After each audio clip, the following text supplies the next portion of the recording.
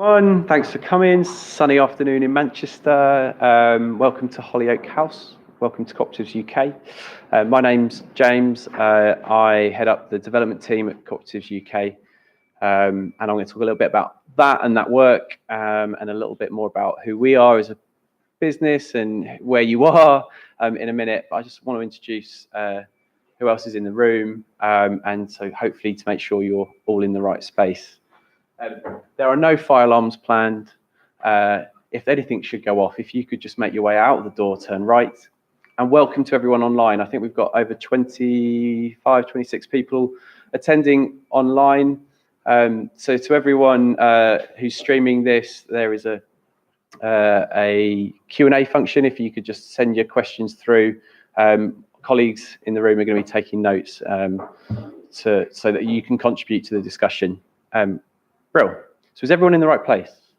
Looks like it. Did everyone cycle in? Yeah, brilliant. Okay, cool.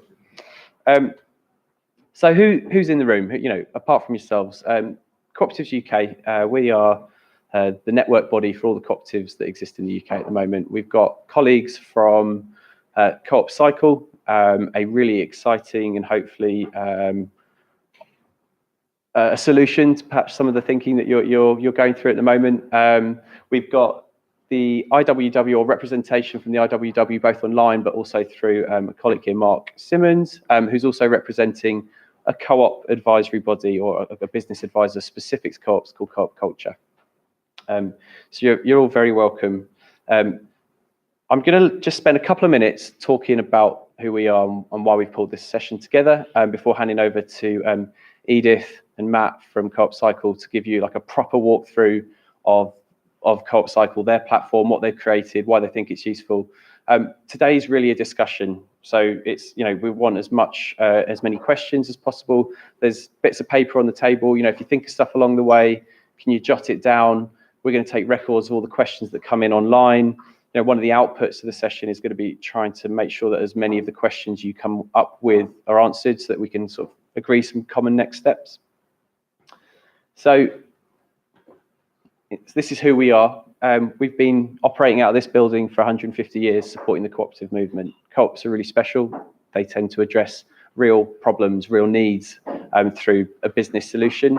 And I think why you're here today is because you've identified the potential for a cooperative solution to your needs as couriers, as riders. And, you know, we want to work with you to strategize on that and to find a way that enables us to find a cooperative solution that utilizes Co-op Cycle's platform, the unions and their ability to mobilize, and the resources and skills that we're able to deploy as Co-ops UK, so that we can build a better world through cooperation. Why we are interested in this, just a tiny bit of context. A few years ago, some academics in the States were thinking about capitalist structures and the Death Star platforms, these ideas that the sharing economy had gone horribly wrong and people were starting to be exploited for their use on services like Uber and Deliveroo now and Uber Eats, and thought that there was a more commonly owned alternative. So cooperatives, but using platforms as a means to both deliver their business but organize themselves as well.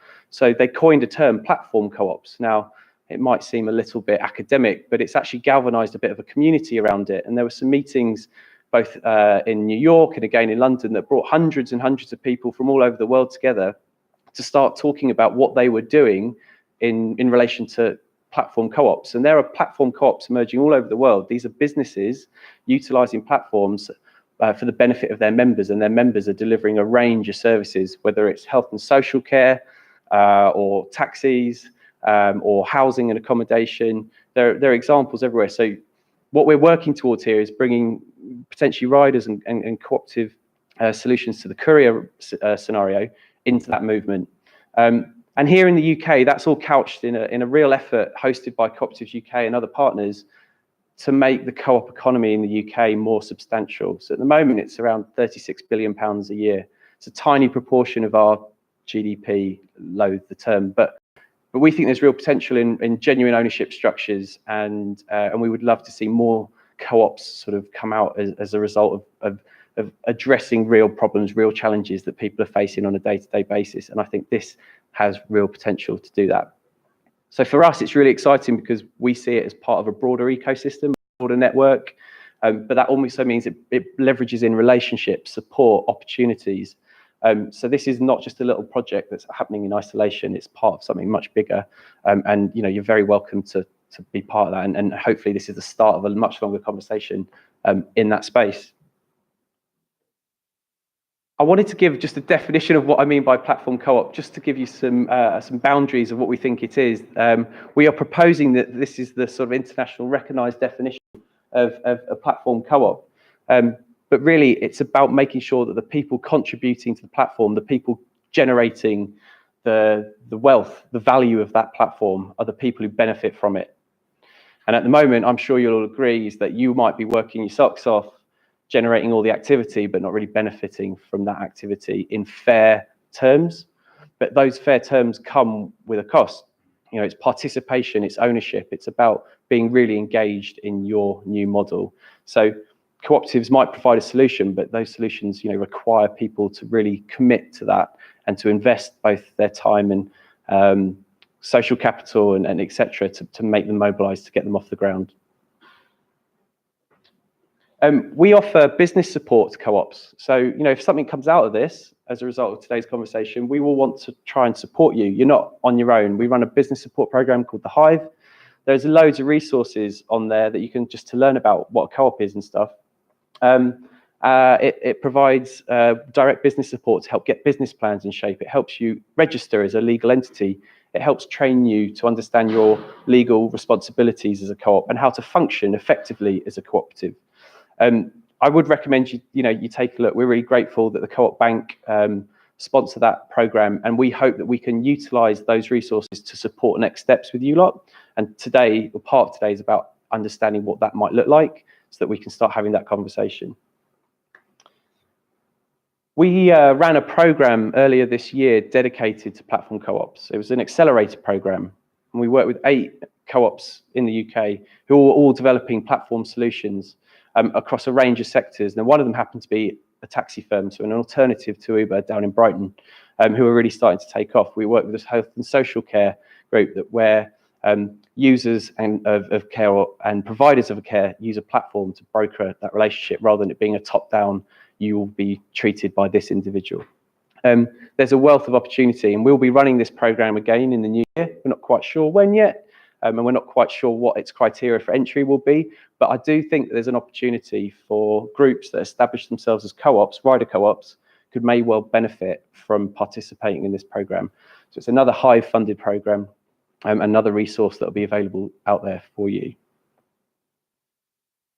So today, what are we working towards? Well, myself, Mark, Edith and Matt, we sat down this afternoon to catch up, to have a look at the platform, to understand its functionality, and to try to sort of determine, well, what's actually a practical next step for us as a collective, as a network.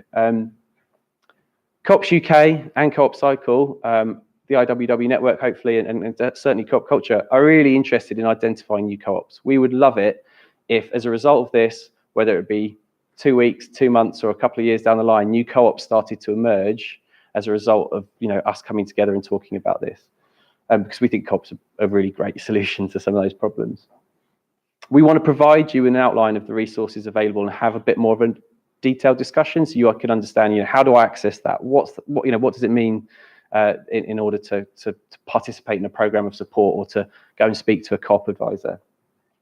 We're really hoping for an interactive Q&A session. So shortly, we're going to hand over to Co-op Cycle, who are going to talk you through their platform. But we've had a lot of Q&A ourselves this morning. There's quite a few questions that remain unanswered, but I think it's important that we capture those.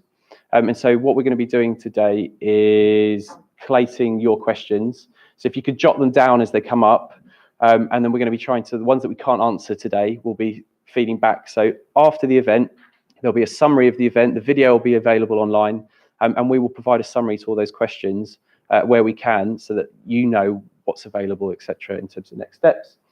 And we don't know where it's going to go. Like I say, it's really just a discussion. I thought we'll facilitate questioning sort of rather than interrupt as we go. We're going to, Mark's going to come and talk briefly on the IWW courier network before handing over to Edith, who's going to talk about Co-op Cycle. And then we'll take questions in rounds of 3, both online and in person, because I'm sure some of the same questions will arise. So if you could just hold on to those questions, jot them down on the pieces of paper so I've got a sense of what was talked about in the room afterwards, that'd be brilliant. Does that all sound about right so far? Just a couple of nods of heads would be really useful. Brilliant, thank you. Great, I'm going to hand over to Mark Simmons now just to talk briefly about the IWW and your involvement and what you've noticed in the space. Thanks, Mark. Okay, so hi, I'm Mark Simmons and I've got a couple of hats on today.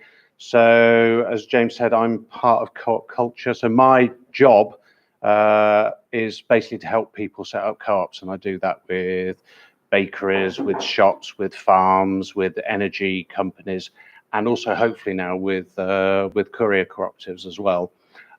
Mainly work with co-ops that have got a sort of more radical and more political perspective, that are real sort of grassroots, trying to drive social change through setting up co-ops. But I'm also a member of the IWW, which is the Industrial Workers of the World. So that's my union. So even though I'm part of a co-op, I'm still a member of a union. One, because I think everyone should be a member of a union, but also as part of a solidarity with people within that movement. And as part of that, although I'm not a courier, I spotted that in the Industrial Workers of the World in the UK network, so there was a courier network. So I thought, brilliant. So I went along to their next meeting, met couriers, and started chatting, and we sort of got the idea there was real potential around here, and in early discussions, we're looking that we'll maybe take something like this with more of a courier network focus. So the courier network is basically tend to be city-based networks of couriers that are organized by the IWW, but you don't have to be a member of it to join, although it is driving membership through that.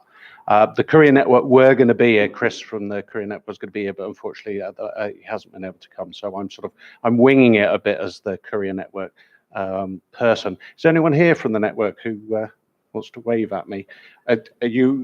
Would you be willing to stand up and say something about what's been happening in the network, or would you want me to wing it and blag what's been happening there? Like what's we've been doing? Yeah. Would that be all right if you just came up here and just gave us a couple of minutes? I'm thinking about the recent sort of industrial actions and maybe the European stuff. Is that okay? I don't know much. I can talk a bit. Okay. Is that okay? Yeah. Great. It's a discussion today.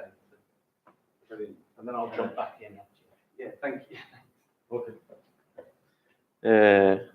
Well, my name is Jonas, but I joined the IWW has not been so long ago. I joined it during the strikes, mainly in London, although I'm based here because my family lives in London. Everybody works as a driver, and it was amazing because there was no union in organizing this in London. We were alone, and the model IWW had, which is this: you don't have to become a member. You can, you just build a network of support and mutual solidarity, and it was fairly amazing. We stopped it all over the country. Like we stopped it in Glasgow, in many places in London, with other places as well.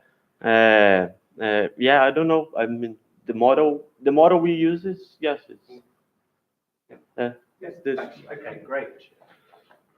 So as part of those discussions, where we've got these city-based networks, what we're looking to do is me and the other people that are part of my co-op will basically take something like this, and if you can find a room in a city, we will fund our expenses to get there, and we'll come and talk to you about what a cycle courier co-op might look for you in your city. So that's one of the offers that's coming out of today. And if you're interested in that, then drop it in the chat or drop it in. There's a separate WhatsApp group for courier co-ops as well. And is that all I need to say at this point, James? Yeah. So I'm just looking forward to answering questions, and certainly in our co-op culture, we're really excited about this. So I'm going to hand over to the main event, Co-op Cycle, and to Edith and Matt to talk about the platform. first came across Co-op Cycle at one of these international co-op platform co-op events, and they gave a presentation. And then Mark and I were chatting, and he told me about the IW union, and then I read about the strikes. And so what we're trying to do today is convene those conversations so that there's a practical output, which hopefully supports you in the areas that you're working in. So Edith, do you want to sit down, stand up? Great. I'll leave you to set up. Thanks.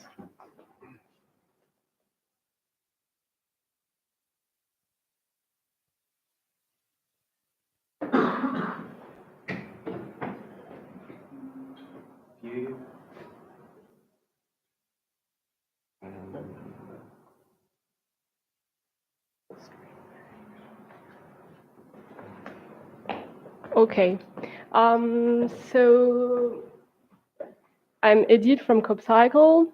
I guess that you can get that I'm from France, and basically I'm gonna explain what Co-op Cycle is and why we were invited to this kind of event, like co-op based, but also why we are here now, because we want to offer an alternative. So where does it come from in the beginning? So first, the starting point, I guess, with stuff that you already know.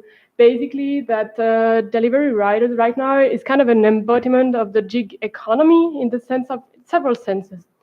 First, you're kind of working on demand via a capitalist platform where there is no social protection. And especially, there is no voice and kind of isolation. You can't say when, for example, a restaurant doesn't behave well, or when you don't understand the algorithm that is dispatching the task to everyone.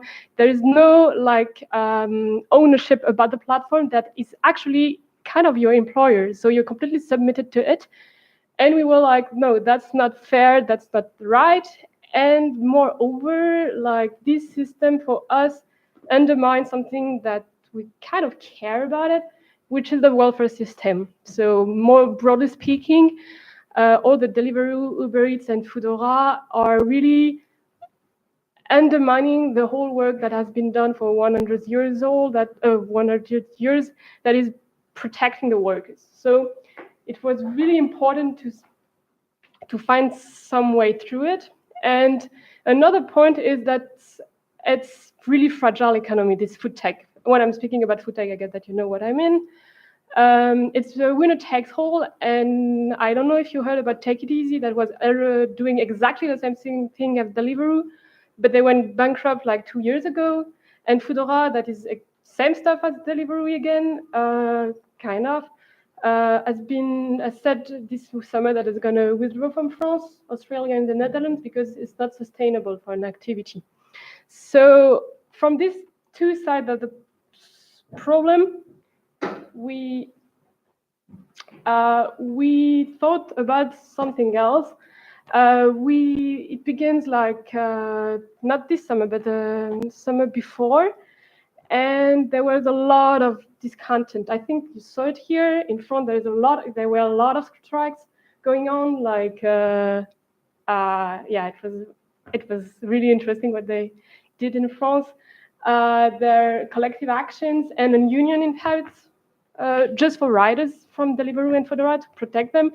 But the problem is that there were no possibilities. It was not possible to speak to the Deliveroo people.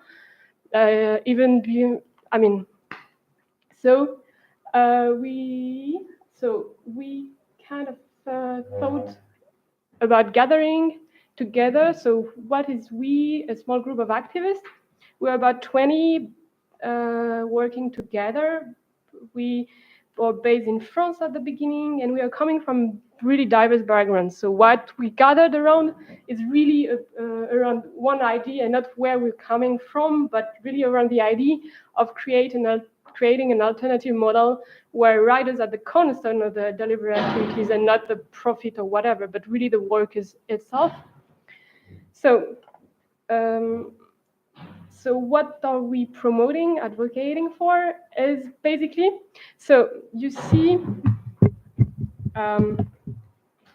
the model that we are developing basically is local co-op that are based in each city, and they're worker-owned and the bike delivery scope, and they're strengthening themselves by the network and by pulling their resources together.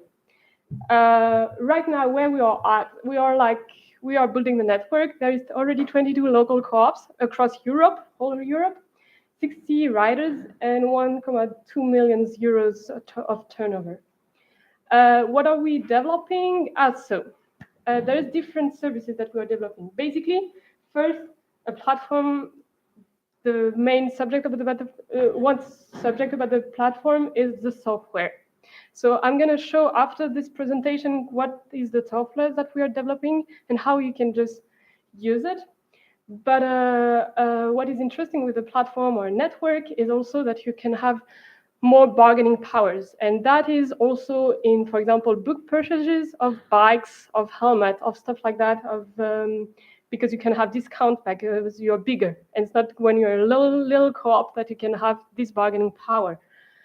It's also in marketing. The idea is that you have a greater power when you're part of a bigger, greater network, and you can speak way more to the press and to the, then it's becoming a brand that you can kind of use as a labelized, yeah, we are fair, and you can use it in different cities.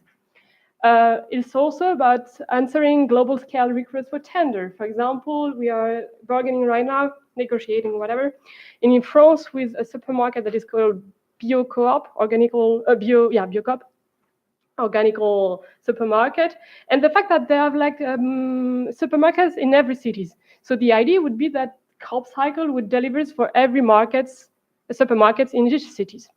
So this is the kind of stuff that we can do together. But the last point that is really important is to promote the values itself. And we are because I don't know, I realized that by working at Coop Cycle, that there is different topics that are really interesting, which is first, fighting for rights, working rights. But also there is another topic which is more linked to environmental issues, but also to urban planning due to congested cities. And bike delivery is really an answer to all this kind of question, and also to enhance the use of bicycle in the city in order that it's more secure for there's a lot of topics to be done by Co-op Cycle, and we kind of also lobbying for this to promote this kind of value at different scales, at cities level, at country level, at European level. At European level, of course. So this is where we are at, and the idea would be together to zoom a little bit out in order that the whole UK is now in the map. Okay. And I wanted to emphasize something with this slide, which is that platform co-op, okay, nice, you have a platform and software, nice, but it's much more than that. This is more than a digital interface. It's also people that are beneath it. And this is like the international meeting we had at the end of the summer. And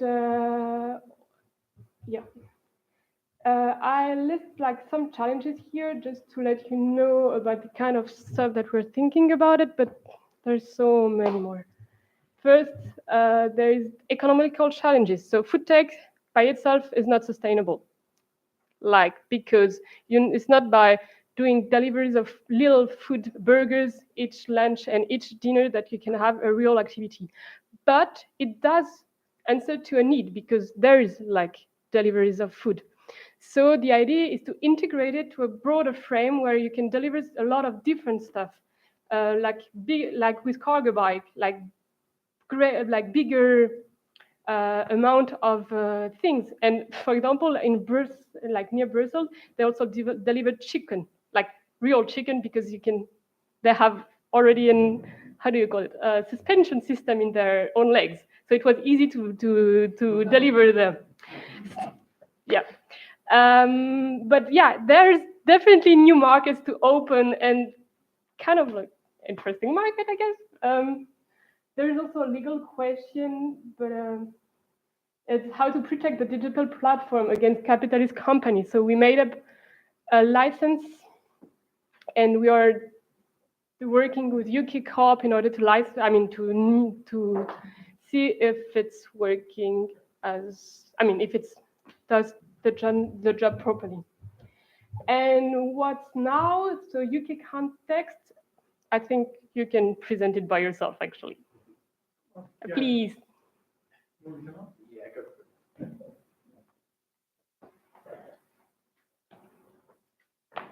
Yeah, so I've come over from York. There's 3 of us there. We're all Uber/delivery riders, or both. Yeah, and we got together maybe 6 months ago, 8 months ago, when I first came across Co-op Cycle, and then I tried to find a group of people that would go forward with it. So yeah, we've had some success we're not at the stage yet of delivering, but we're approaching businesses. We're in a kind of a privileged position that already within York, there's an independent business association who are really willing to take the platform on board. So it's like looking for those opportunities to kind of push ahead with Co-op Cycle on a local basis. But yeah, so yeah, it's got huge potential, and I don't think it's as a big a challenge as you may think it is when you first approach it and try and create an alternative to Uber Eats or Deliveroo or any of the other platforms. So yeah, it's an exciting time. I'd encourage you to get involved.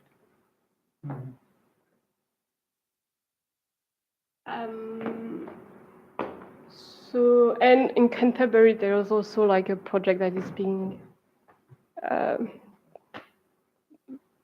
building up. So I think that now it will be interesting to see the software itself, maybe to, I mean, Do a demo? Yeah, do the demo. Yeah, I guess. I'm sure you want to see how it looks and how it functions. Yeah. Do you want to do that?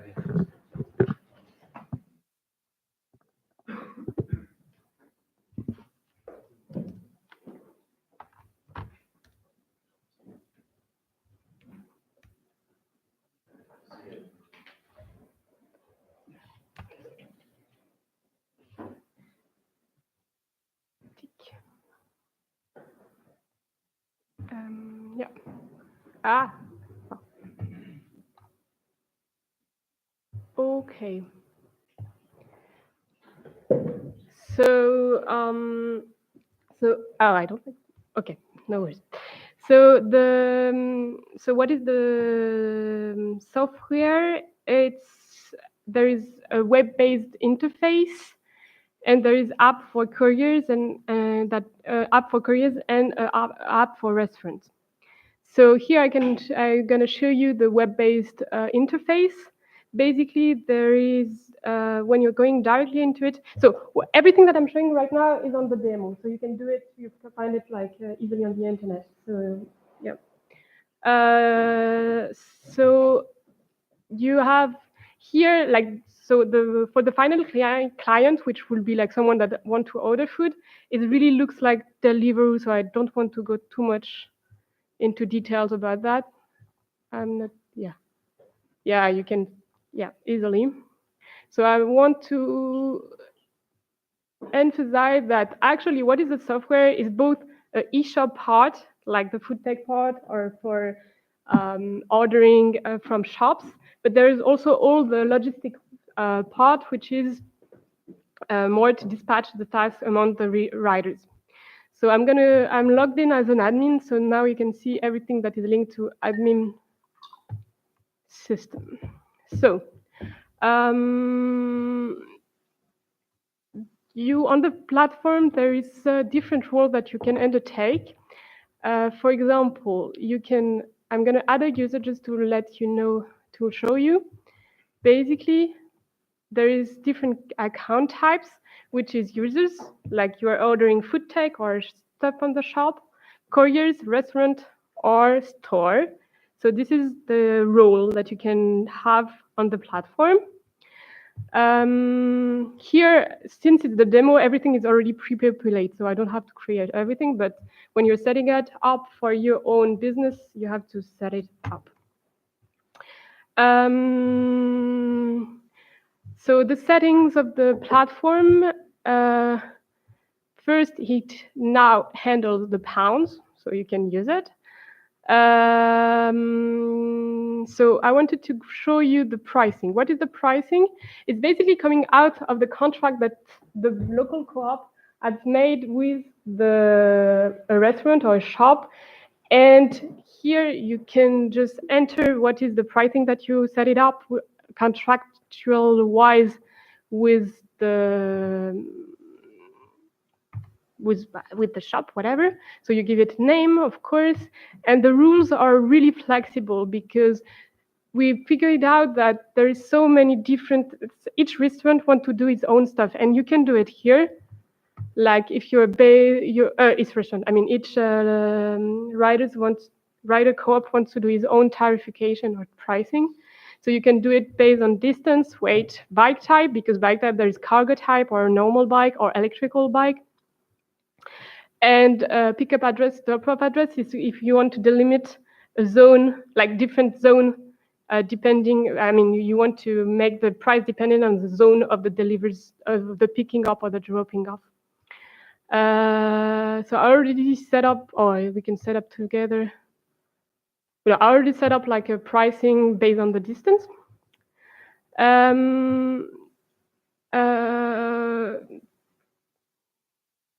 This is the taxation that has to be, this is the kind of stuff that has to be adapted to the UK context, because this is that the taxation that is a French one, but of course you can do your own taxation linked to the country that you're operating in. So why I'm showing that is to I just show that it's really flexible, because the idea is that it has to fit every situation. But now I'm gonna show you how a delivery can work. So I'm gonna show you really a simple delivery to see the whole process, but you can do like more sophisticated stuff. So how you create a delivery? You choose your vehicle, you choose the weight, you enter location. So everything now is based in Paris because the demo is based in Paris. So we're gonna fly to Paris right now. So of course you set up the pickup time. You can set up every comment that the rider needs to just pick up the stuff and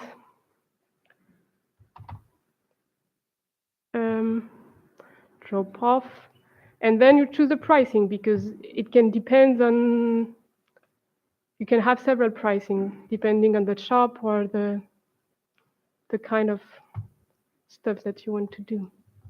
So here, okay, we set it up, register, and now you can go to the dashboard, and this is the important stuff. So we figured out that actually Riders Co-op didn't want an automatized algorithm like in Deliveroo, because it was not, I mean, you couldn't monitor it and you couldn't see it clearly. So at the beginning we did an algorithm, but it was not interesting. People preferred to just monitor it like by hand. So this is, I did a I did a deliveries for the 3rd of November. So we're gonna see on the 3rd of November. So it's by drag and drop. And you assigned it to a boat here, because this is boat. We don't have really couriers on the demo, but a boat. And you can find another boat. So, and you can assign to him or her the task. So since everything is GPS located and I'm here in Manchester and the delivery has been done in Paris, I'm going to just show you a GIF that is explaining what's going on after that. So exactly the same stuff. You have here a task and here a couriers. And so the couriers here, because this is the app of the couriers. This is the task that has been assigned to the couriers. And here, look at what's happening in the smartphone. So you go to the task list, you see it appears. Then you go to the pickup point, you can either say that it's failed or that it's worked. You add a note if something happened or something, everything is nice. Then you go to the drop-off. Same process. You see if it's working or not. And everything is done instantaneously.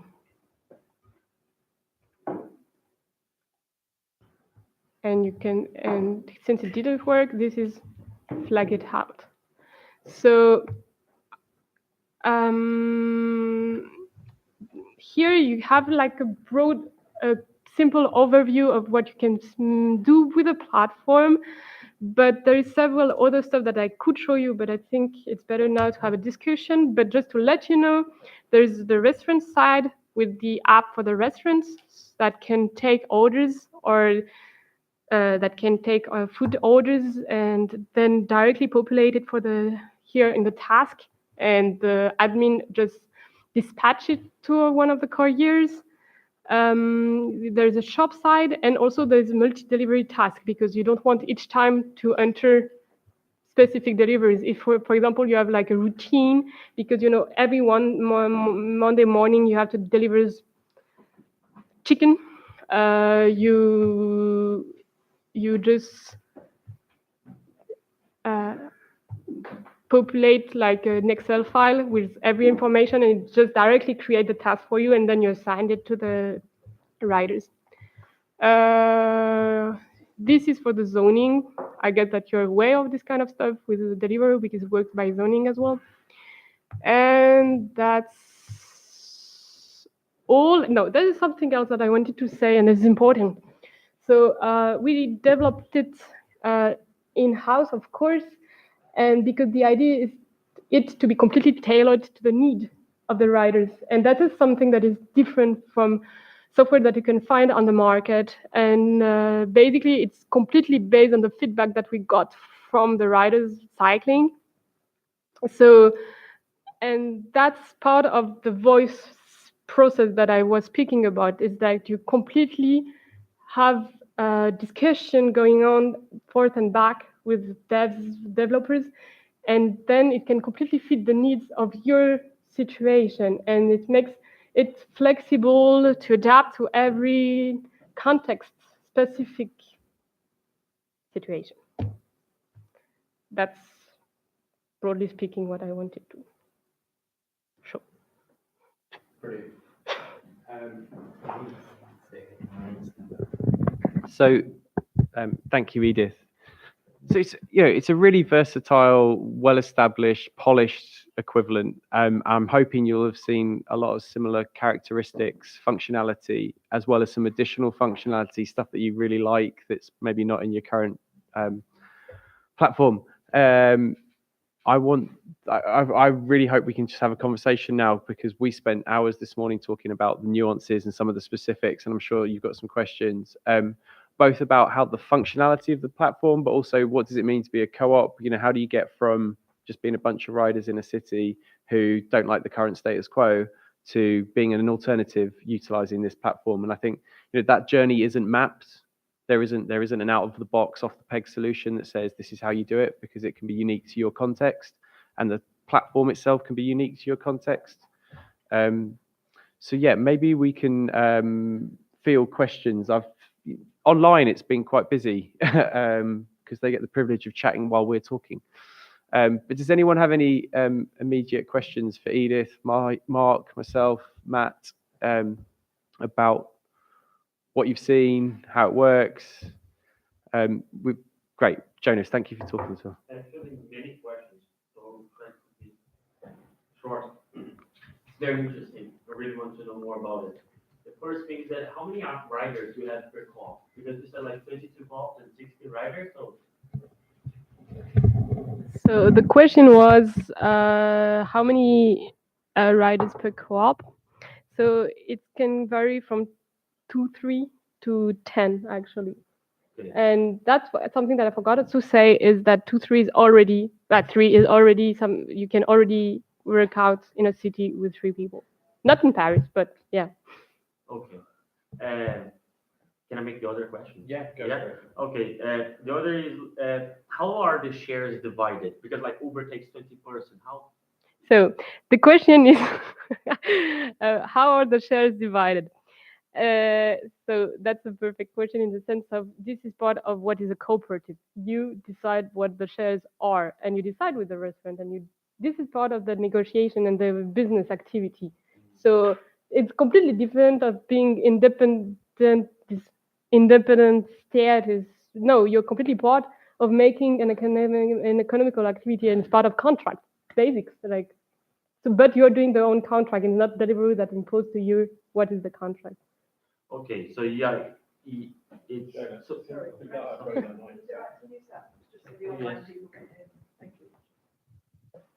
okay. So it's the riders who calculate the price, like because I wonder how to compete with Uber and Deliveroo because they are so rich, and I wonder if they take like the price lower just to kill us off. But it's the riders who to decide the price. So, so what does it mean? Riders decide the price. Riders can't decide the price in itself because you can't say like 100 per 5 minutes. And no, you have to meet a demand. Okay. So this is how you do a contract. You're going to the restaurant and you're saying what flexibility they want. And so what can I say more about that is that we have several schemes of pricing, which are either or because you can do both. Several of the features that I'm going to explain. So either there's a small amount that the client directly pay and it's on the check and you see that it's €5 for the delivery, and it's a percentage of the order that is that is shown or not shown on the check because it can be either the restaurant that is paying for that or the final client. Depends on the discussion that you just had with the restaurant, basically. Restaurant, I'm speaking about restaurant, but of course it's a lot more than restaurant because it's also shops. It's also, and with this model, you can completely do a pricing per economical unit, per restaurant, depending on the bargaining power that you gain with the people that are speaking. And another stuff that I wanted to add to that is since we're developing kind of a fair, ethical system, a lot of time people are aware that you have to pay more to have like people that are actually doing the job in a sustainable way or they can sustain themselves. So I guess that is part of the York Indie, that the kind of process that you went with the business set. I think it's important to appreciate you're not necessarily going to be like in direct competition. You're unlikely to be going to places like McDonald's and getting contracts with them. You're going to be making contracts with smaller independent businesses that probably wouldn't even go through Uber Eats or Deliveroo or platforms like that anyway, just because of the financial cost for them. Yeah, in the UK context, we talked about flower shops. You know, what other sort of local urban commerce require delivery functions? And it's, you know, the more and more of us are expecting stuff on demand, on tap, when we need it, when we want it. But that requires an absolute infrastructure underneath it, and it's become very commonplace in food and food tech and transport. But you can see that there's an opportunity in other markets. Now, the opportunity for co-ops is to get there before anyone else does, potentially, using this type of model. And that's where I think, for me, each co-op in each city or town or location becomes unique. It has its own independence because it's brokered its own relationships with its own local traders, and it holds those relationships. So it's, you know, it's people to people again. So you might know person X who owns that store who wants regular deliveries, and it's not the conglomerate who has that relationship, but it's the local co-op. So it's really bringing it back down to the local level, but with all the benefits of a much more international structured support system, you know, co-op cycle. You know, and that's, I think that's a real key differentiator.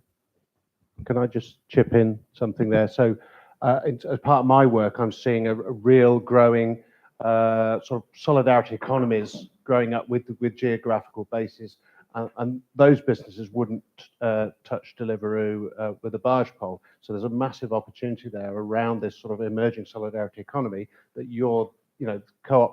courier co-ops are the obvious go-to solution for that. So it's almost like it's carving out a new space, not necessarily competing for what Deliveroo and Uber Eats are already doing.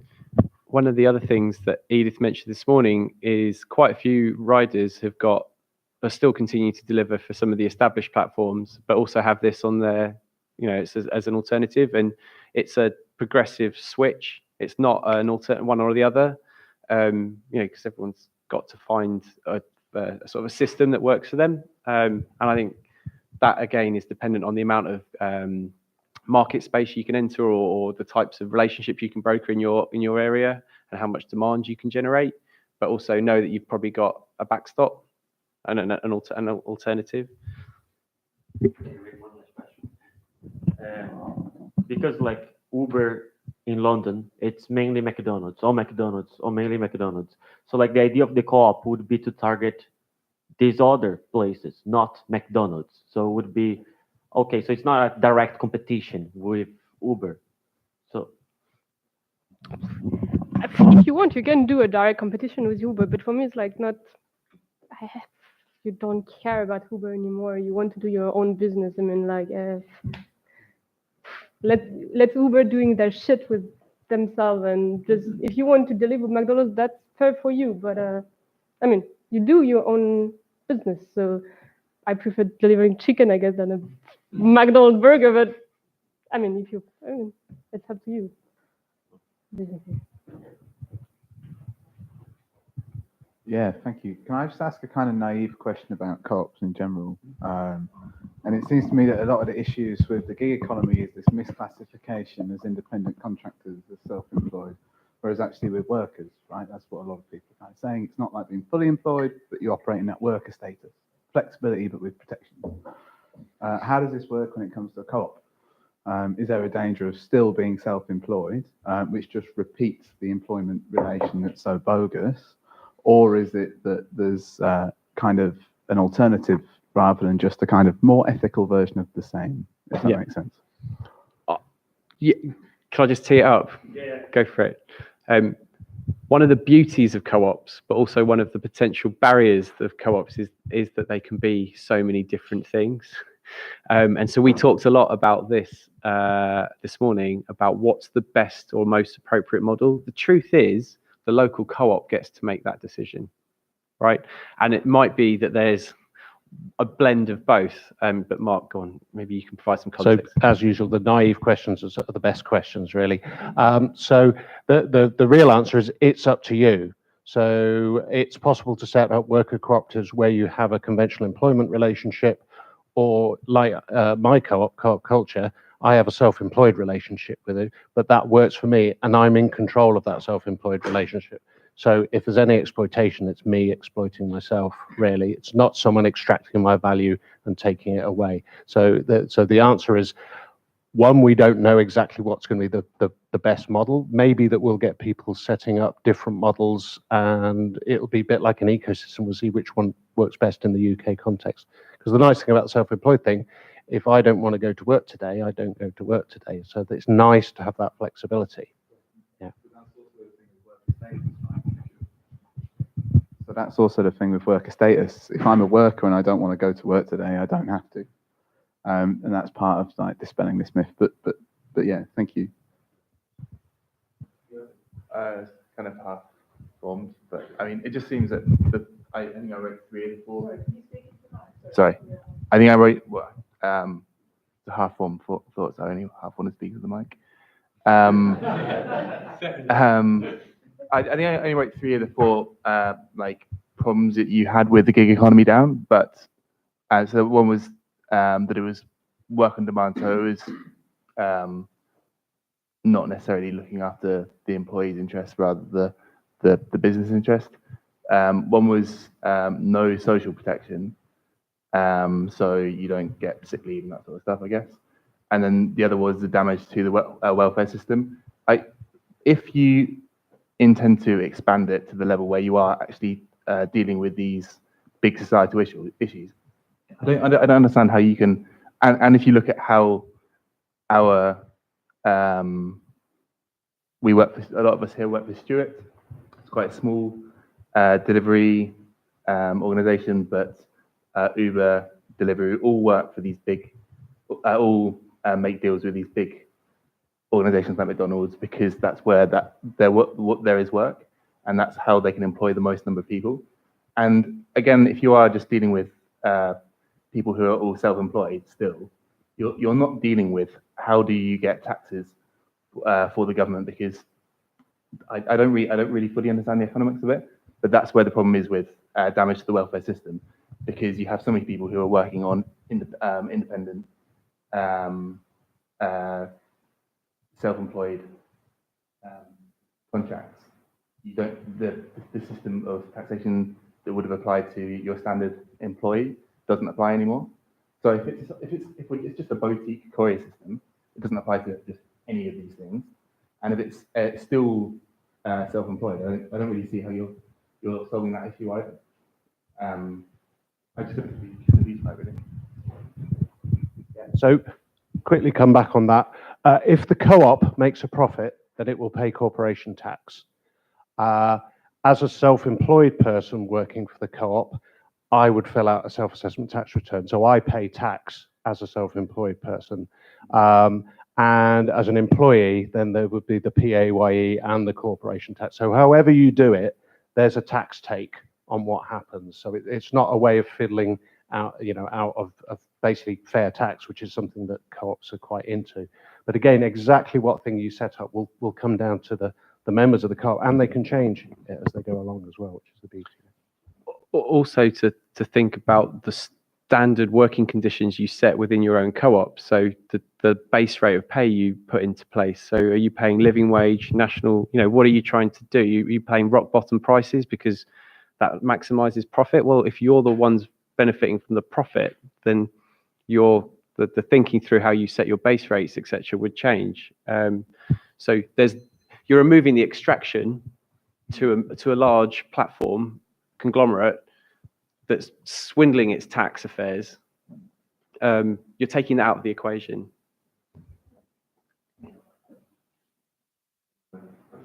Yeah. Have we? Yeah. Let's take one more, and then maybe take some from online.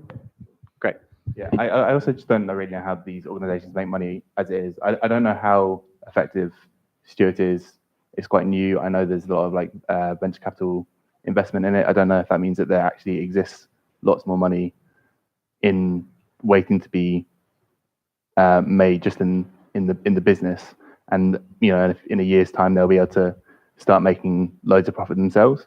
But going back to what Hugh said earlier about a big company being able to just drop the price and price gouge, if you say, oh, this really attractive area of the economy that no one knew existed before, we can deliver chickens, and people really value this this product, they can just say, well, okay, we'll do this now, and we'll do it cheaper. And it just seems that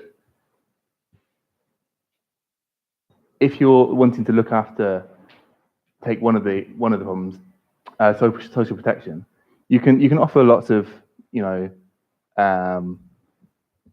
can offer a contractual obligation for social protection, but if your business is so volatile and it relies on you just being able to keep ahead of the corporation, or just open up new areas of the economy that weren't realized before, or maybe like a protection racket where you know the people next door to you and they're willing to give you work that they wouldn't have given to someone, even though they're essentially losing money on it themselves. That doesn't seem like a secure position for me, because I don't really trust that this business would last 10 years. Not that I necessarily want to be working for Stuart for 10 years, but 10 months maybe. Just so a couple, maybe not like specific to courier co-ops, but we released a report earlier this year that sort of takes a snapshot of the state of the cooperative economy, and we did some research. co-ops are twice as likely to last in terms of, to still be around as existing startups. The 88% of co-ops started in the last 5 years are still here. 44% of every other type of business are here. 60, the best part of it, 60% failed. And that's because of the DNA, the fabric, the way that co-ops are structured and built. And I do think it's about those localized relationships and the way that you position yourself in the market at that local level. And I think what Co-op Cycle's keen to do is to facilitate that local autonomy. The platform provides a mechanism, the logistics behind it, but the economics and the impact of that is really held very centrally and very locally by the co-op. These are naive, negative questions. No, it's great, really good These are challenge. the questions that you should be asking that I would have made up if you hadn't asked them. So the one real advantage you have got is that you basically, your car is run by you. It's your livelihood, so you really care for it. So from the point of view of the person who's actually using the car as a service, it's likely that I'm getting a very good service from committed people. So that's going to be quite a big decision for me to actually go to something that's offering cheaper that I know is going to give a poorer service.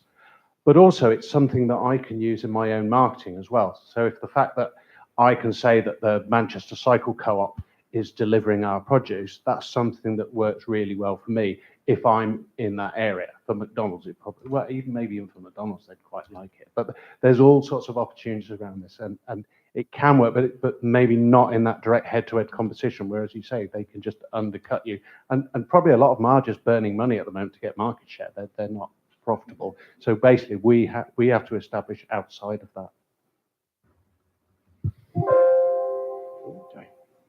Should we take some questions from online? Layla, you all right to read for you out?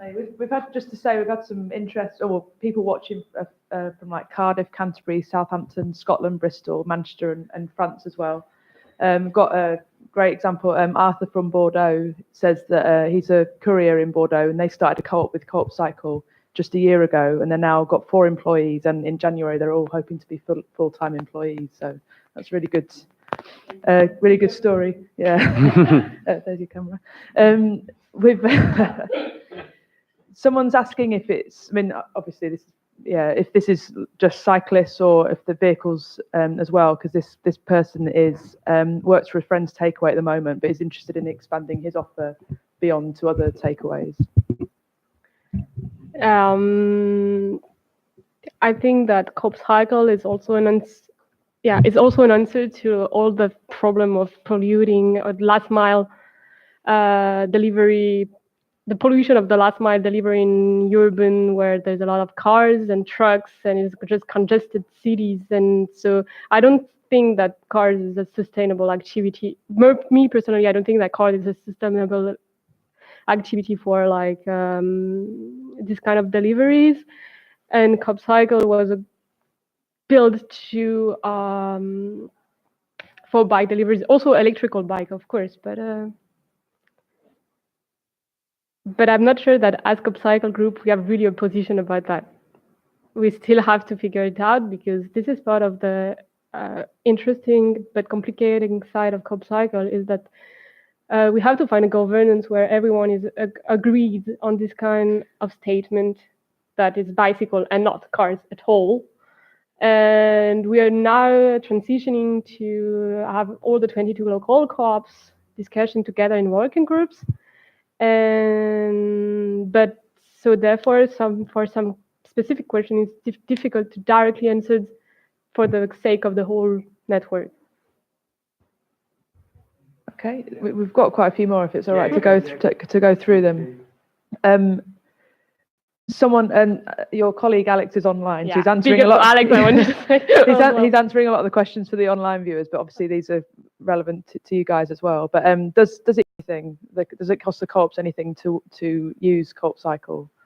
So I haven't spoken about the business model. So basically, what we want to do, what we are doing, is a network, and we want to fund it by membership fees of local co-op based on their total income.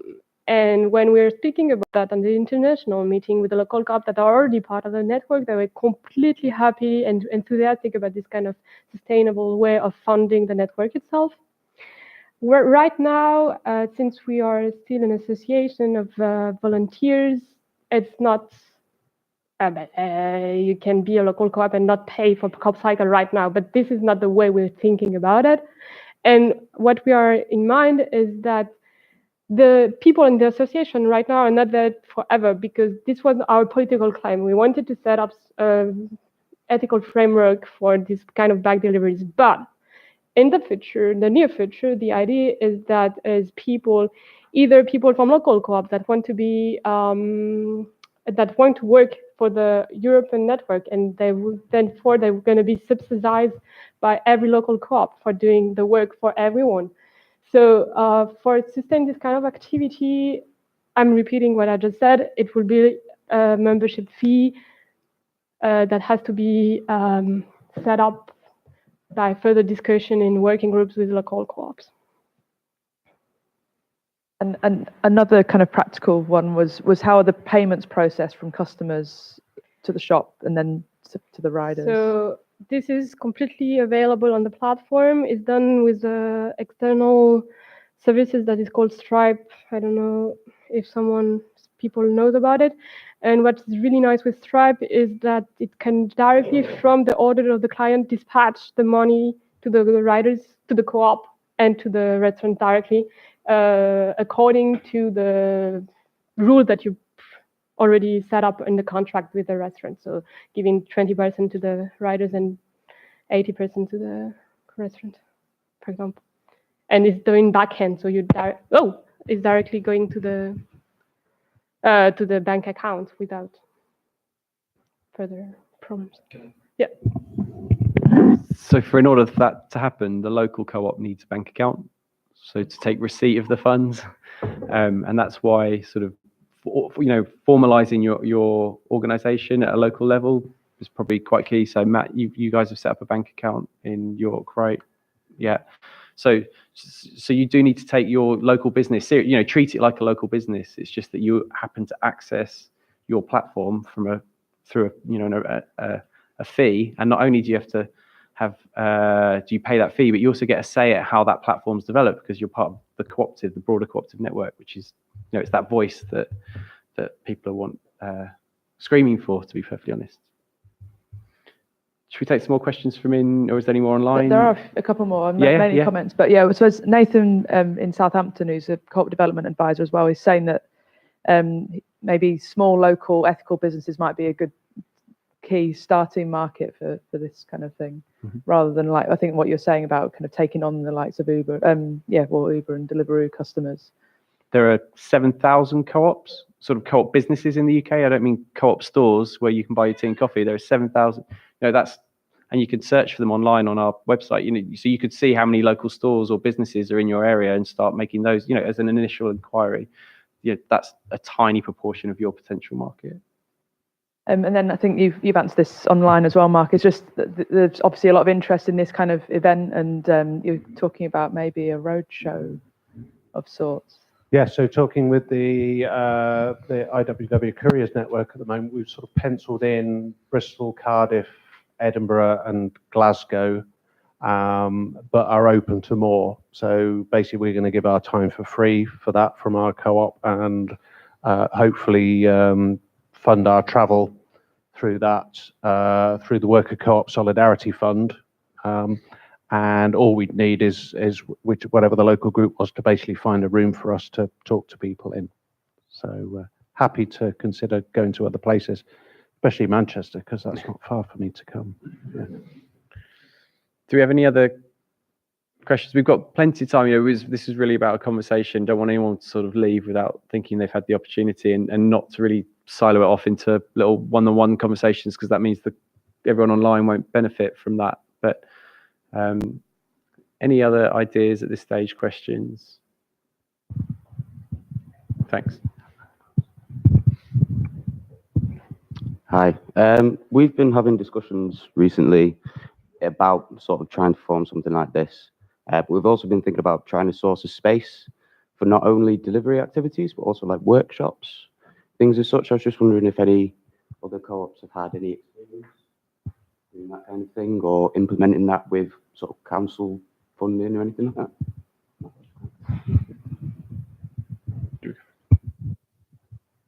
So yeah, hello, it's Mark here. So I can pick that up. It's probably one of the other growing areas of co-ops at the moment, people coming together to share space. So we're seeing a massive growth in shared office space. Some of that setting up as co-ops, but also people looking at more sort of industrial and practical spaces as well. So yeah, and there's no reason why it couldn't fit in with a cycle co-op. Or you could imagine a co-op where there's lots of things going on, and the cycle co-op is basically just a key anchor tenant of that. So yeah, if you can find the premises, there's all sorts of funding available for this sorts of stuff, both to sort of pay for people like me to come and work with you, but also around developing spaces that are often local to where you are as well. So happy to have a chat about that. And also to add to that, the co-op, or soon to be co-op in Paris, has a workshop, but like how do you call it? Like where you can fix your bike. So yeah. So this is also the kind of business that you can develop as well around the bike. Yeah, we do also have that. There are quite a few co-ops around cycling as well, and around sort of cycle training, but also cycle repair as well. So yeah. One question is that, so maybe you had experience in this because one of the good things is that it can spread the values of the co-op, equality, things like this. Because, and I don't know, maybe you have some experience to talk about this, but because we had these strikes recently here, and speaking as a member of IWW, as a union of all workers on this, who will work like for many companies, Deliveroo, Uber. Like, how was the experience on helping with this? How the co-ops can help something like the IWW Couriers network? I think it's a huge question. Is what you said is basically how you can work union and co-op together. So I can't answer it to the global scale. I can answer to the experience we had. Like basically, one of the members of Co-op Cycle is part of a union of the union, the club, which is only for riders in Paris. So what we are doing basically is more acting as a relay of this kind of, so for example, sharing it on our network, like when there is a demonstration, support, stuff like that, but not so much more actually. Because the idea is we don't want to be focused only on Deliveroo or this kind of companies. We're, as I already pointed out, we are developing our own activity, so it's like parallel-wise. So definitely we're supporting, but it's not completely our job to, as Co-op Cycle, as personal people. Yeah, definitely it's our job to support people, to support the union and to be part of it. But yeah, it's more mental support or being present, but no more. Because we are kind of sharing also the task. They have to defend the people and we are promoting another activity. It's like more like the two sides of one coin, but you share the task. Yeah, so I would really encourage, basically, particularly worker cooperatives, to encourage your members into membership of a union. It's something that's maybe fallen by the wayside a bit in recent years. People think, well, if we're in a co-op, we don't need a union. I used to work at Suma, the largest worker co-op in the UK, and I was the branch secretary of the Bakers Food and Allied Workers Union there. We had 80% union membership. So unions are really important, even in worker co-ops, where you sort of think that you didn't really need them. And the IWW has a mechanism to recognise co-ops into membership and recognise the union branches within those. So I'd say, if as a result of this we are setting up co-ops using Co-op Cycle or however we're setting up, then I really would encourage the members of those to almost like hardwiring union membership in there to have that solidarity with the wider courier network. I don't know if we can take experience, but Arthur, that is from the Bordeaux, is also a member of the union the big union in France. So I don't know if he wants to share some experience on the chat as well. So. And I think we've got some events coming up in the new year of bringing co-ops and unions together. I don't have any details in my head, but Nathan online down in Southampton might be able to put some more information.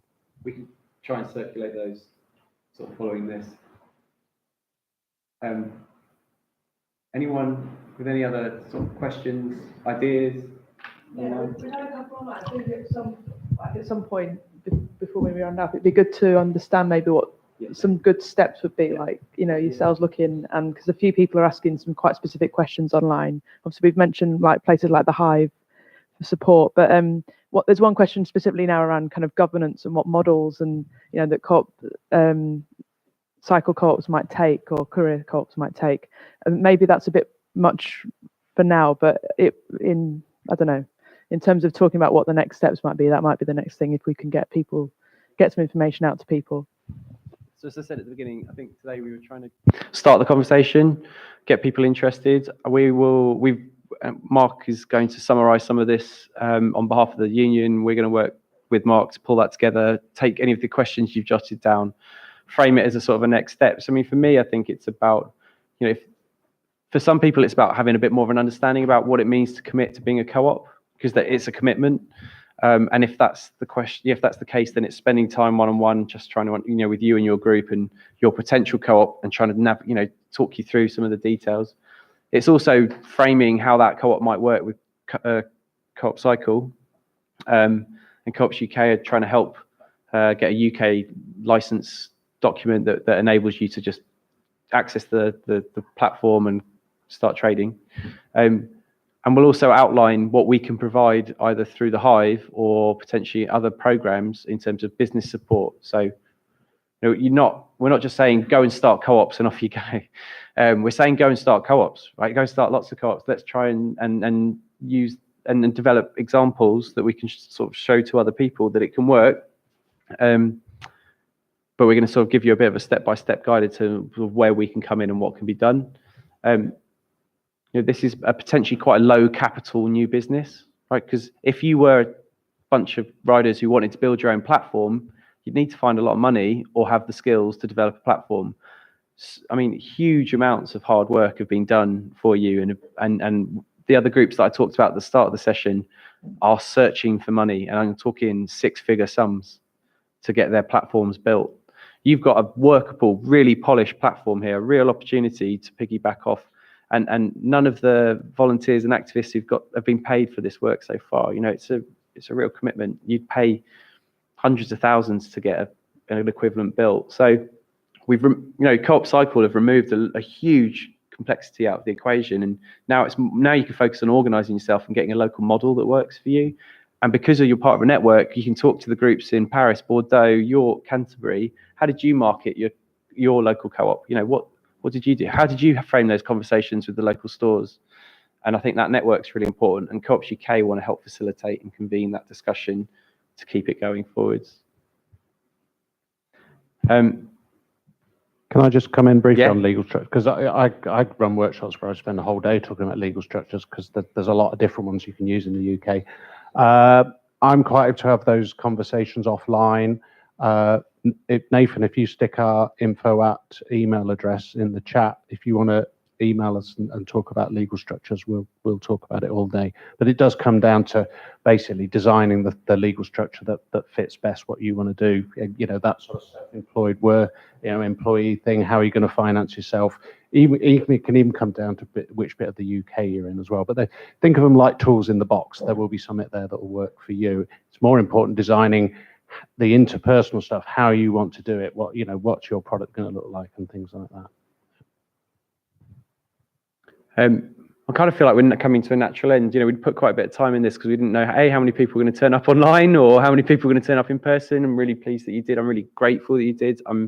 extremely grateful to Mark, Edith, and Matt for coming along, and for all the work that they've put in getting Co-op Cycle this far. Because it's a really, just imagine where this could go. All it takes is a handful of co-ops to start up, and you've got you start to get critical mass.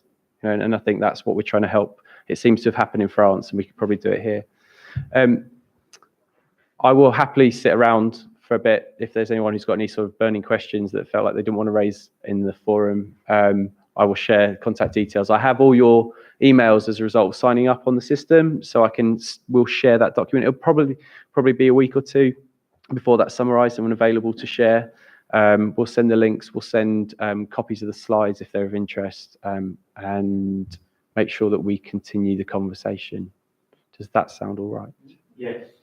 Yeah. Because that would be fundamental. If I could have like some pack of like a little bit what's the co-op cycle, what is like this presentation, shorter version, so I can present to my colleagues, other people. If I can have like something like this would be amazing.